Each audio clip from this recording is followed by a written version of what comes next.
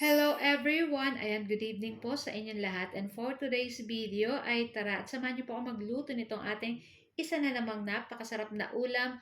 Walang iba kundi itong ating chicken fingers and papartneran po natin yan ang mixed vegetables. So tara na guys at samahan niyo po ako magluto and enjoy watching po. So yan nga sa ating kawali, magpainit lang po tayo nitong ating cooking oil. So syempre medyo marami-rami po yung ating mantika na ilalagay dyan. At pag mainit na, ay pwede na nating iprito itong ating chicken. Ayan. So, meron tayong chicken. Gumamit po tayo ng chicken breast.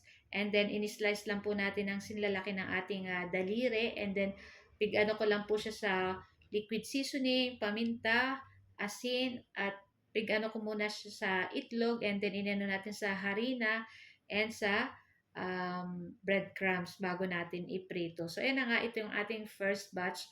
So, lulutuin lang po natin yan side to side hanggang mag-golden brown. Ayan. So, napakasarap po nito at gagawa rin ako ng sausawan. Itong garlic mayo. So, meron tayong mayonnaise.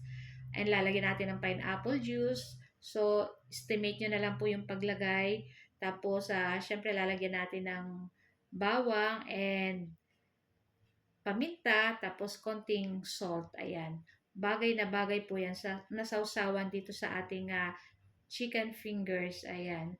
So, ayan na nga guys. At nag-brown-brown na rin to guys. At pwede na po natin yan hanguin. Ayan. So, huwag niyo pong kalimutan gumamit ng paper towel para yung excess oil ay masipsip ng paper towel. Hindi po natin makain. So, ayan na nga. At ahonin na po natin lahat iyan. And then, ito yung ating first batch. So, meron pa tayong second batch dito. So, marami po tayong naluto or nagawa dito sa ating chicken fingers. So, ito yung ating second batch. So, marami pa po tayong natira. So, ayan, lulutuin din natin yan hanggang mag golden brown at pag na ganyan na, pwede na po natin hanguin. At pag na okay na guys sa ating panibagong kawali, ayan, maglagay lang tayo ng butter.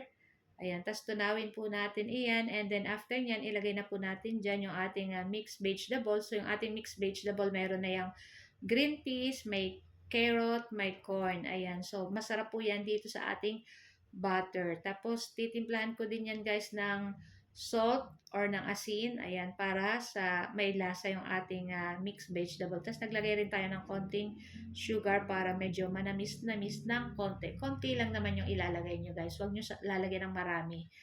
Ayan, kasi magiging dessert na yan pag madami.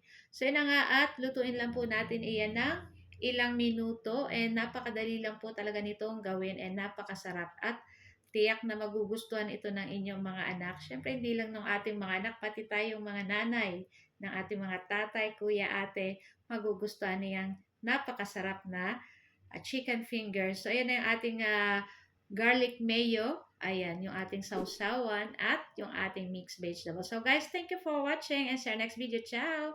Bye!